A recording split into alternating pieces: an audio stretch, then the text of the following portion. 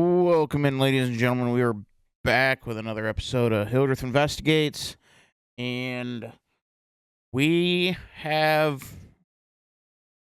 kind of an update on the leak investigation. They are now looking into Ann Taylor, and and they said that they interviewed Brett Turvey a couple times.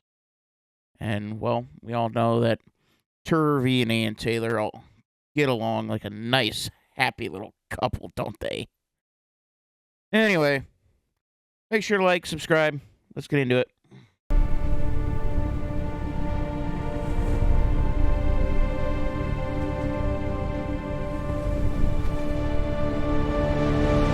This article from Fox News. Idaho murders. Evidence leak triggers criminal investigation for insider who spilled secrets, according to a report. Ada County Sheriff's Office investigator asked to interview people with access to digital files shown in the episode. This by Adam Sabes and Michael Ruiz. A criminal investigation regarding leaks that violated a gag order in the murder case against Bryan Kohberger was opened and remains ongoing after it was referred to law enforcement, according to a report.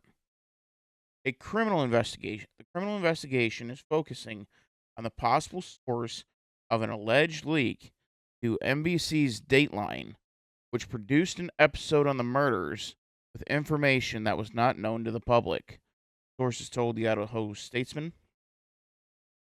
An investigator with the Ada County Sheriff's Office, the agency probing the source of the leak, asked for interviews with people who had access to the digital files that appeared in May 2025 episode about the murders.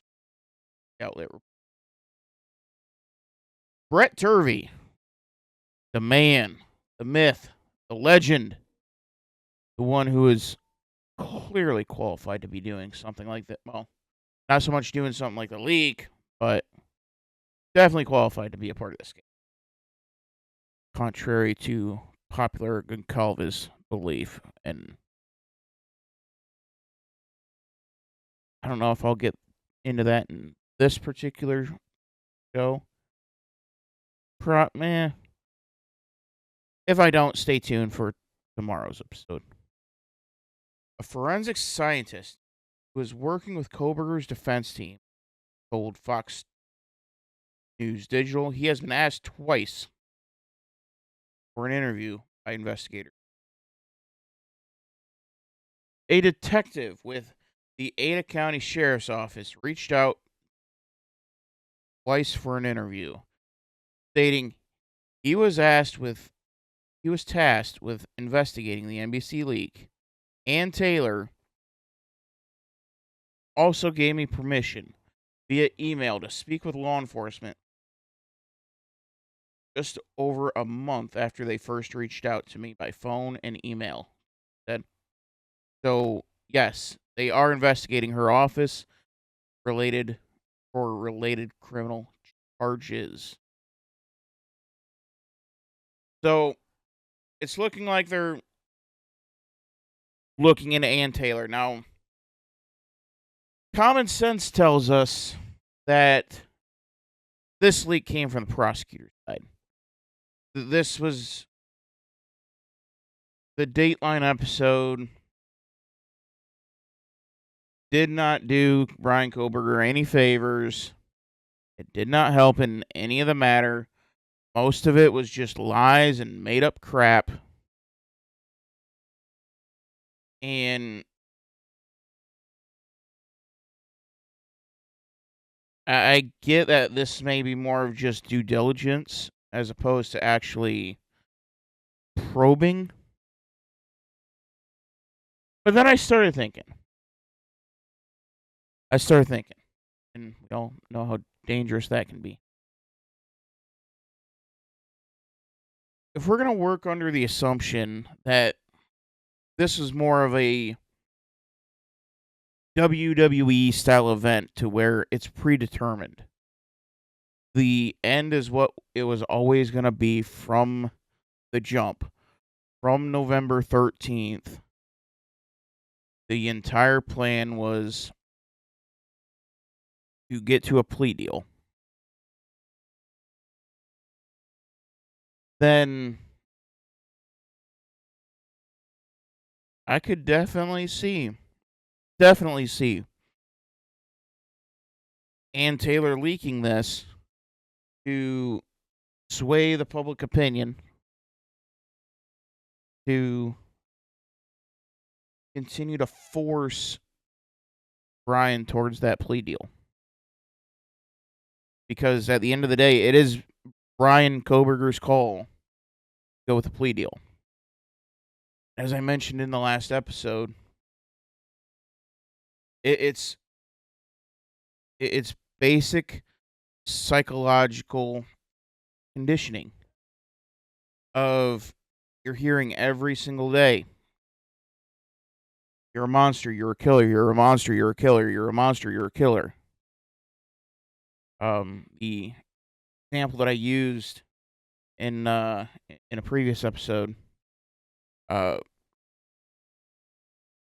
say we lock Lana from Truth and Transparency because I had her on the big screen when talking.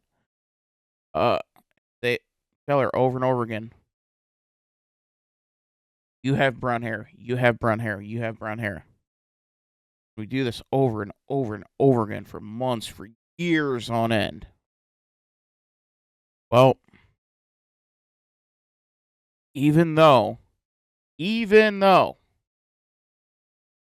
is clear and obvious that Lana is blonde, she is going to eventually start saying she has brown hair. It is basic psychological conditioning. It is, I believe it's actually well, not believe it is, in a lot of forms, torture. And this was just another way to push Bryan over that edge. If it was that, if they did pretty much if you want to go with the coerced theory as far as the plea deal goes.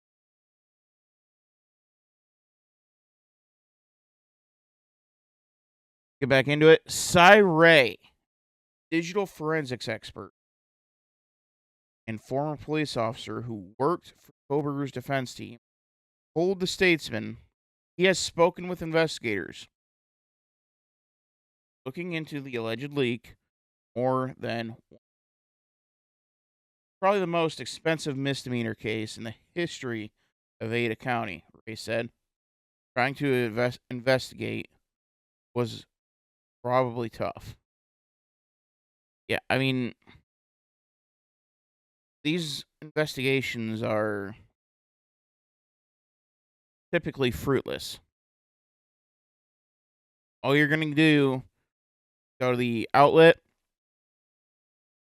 Hey, who leaked this to you?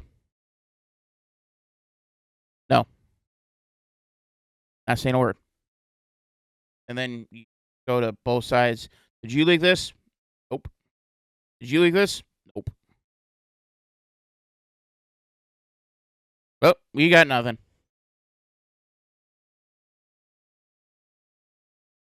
One sheriff's office investigator reached out in April to an attorney for two of the victims' families, according to the Statesman.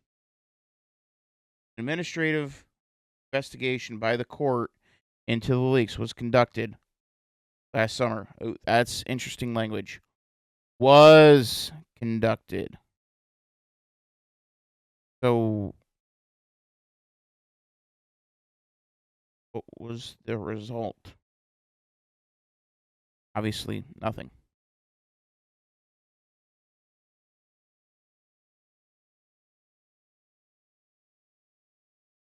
had the timeline, which was full.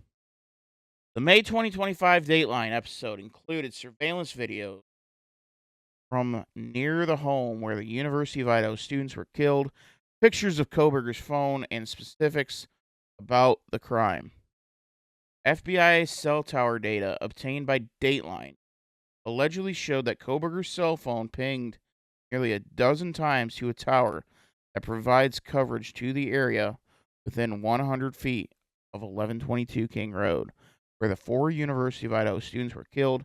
The alleged late-night drives took place starting July of 2022, continued through mid-August of 2022.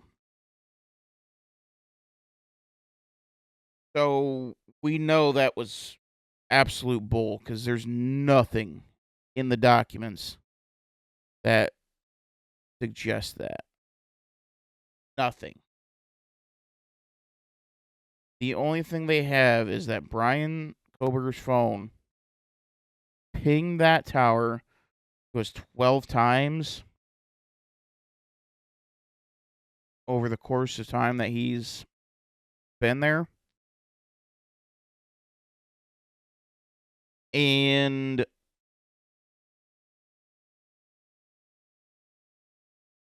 by there, I mean it pinged off the Moscow tower. So he was in the city of Moscow a dozen times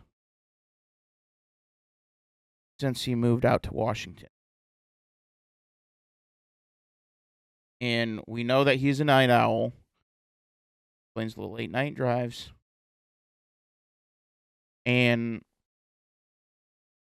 it was a lot of nothing.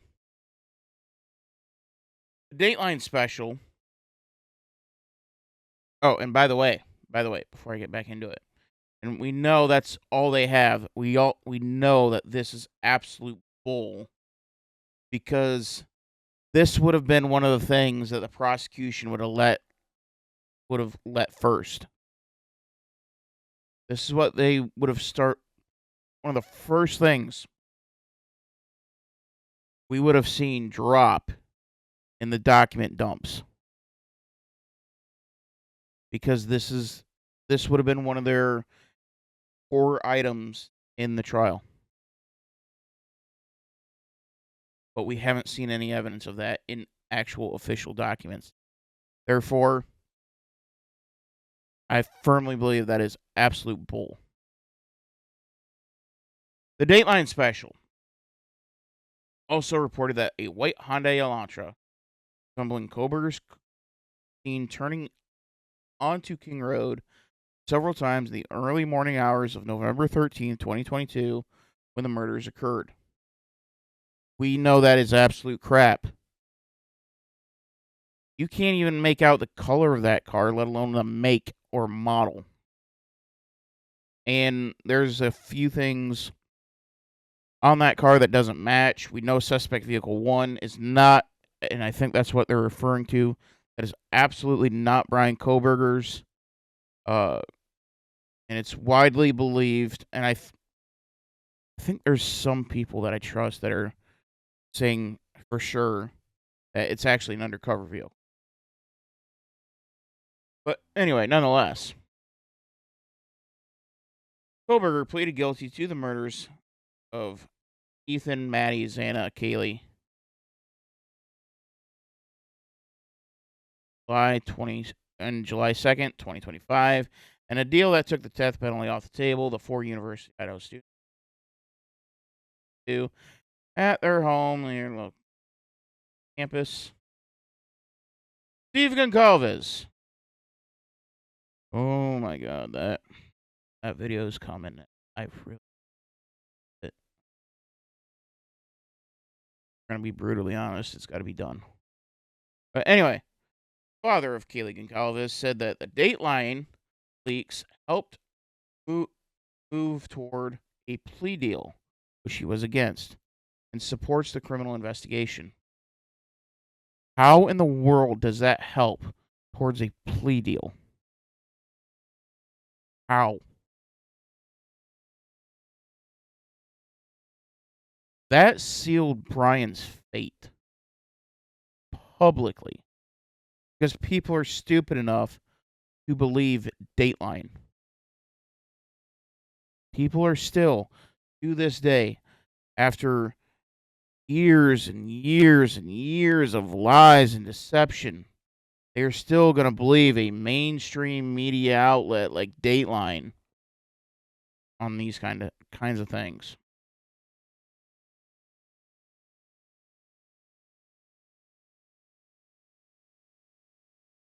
I don't think this had any bearing on the plea deal because I think the plea deal was the goal by both sides from the get.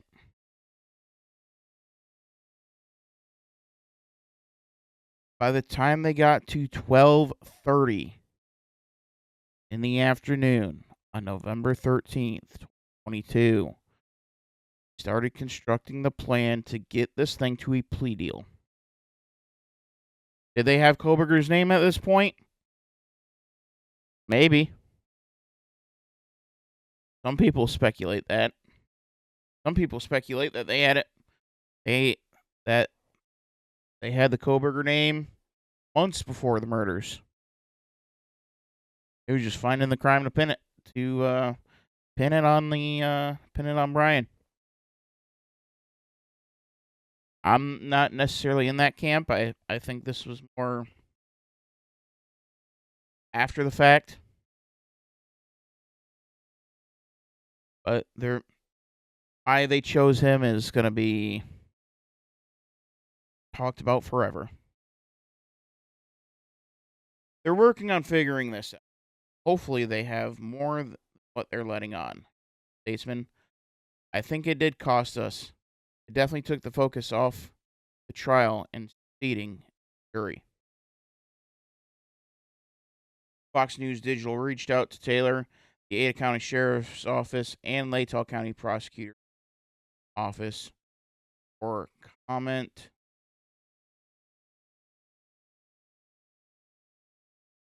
Back to him.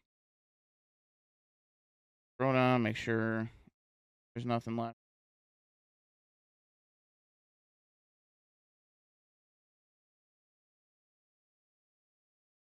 But yeah, so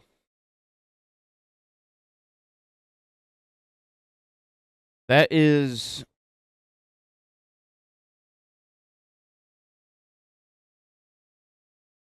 if it somehow comes out that Ann Taylor's office was the one that leaked these photos, that is more than enough proof for ineffective counsel. If they're able to pin down who leaked these, you're either going to get ineffective counsel or you're going to get prosecutorial misconduct. One of the two. Do I think we're going to get to a resolution on this? No. Absolutely not. This is a show this is a show investigation. It's a dog and pony show. This is just to have something open to keep as many documents as humanly possible under wraps, and they're just going to walk away from this with this investigation wide open. We've seen it several times, leaving certain things open so that way certain things never come out. And I think that's what this is.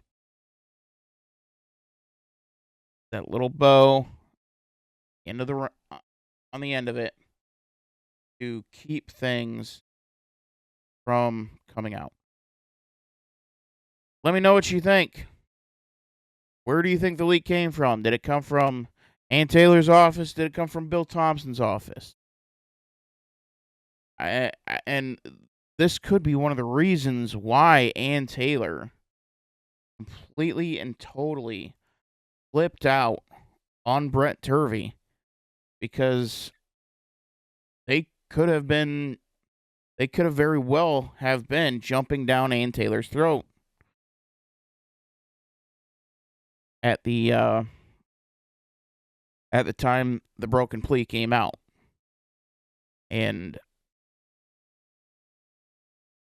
It is.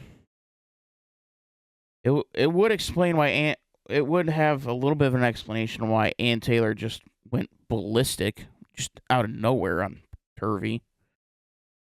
But even even then, going ballistic like that, going public, and finally saying something for the first time in years, I do find that interesting. But nonetheless, let me know what you think down in the comments. Where did it come from? Where did it go? Where did it come from, Cotton Eye Joe? All right. I'm Dylan Hildreth. This is Hildreth Investigates. We'll see you in the next one.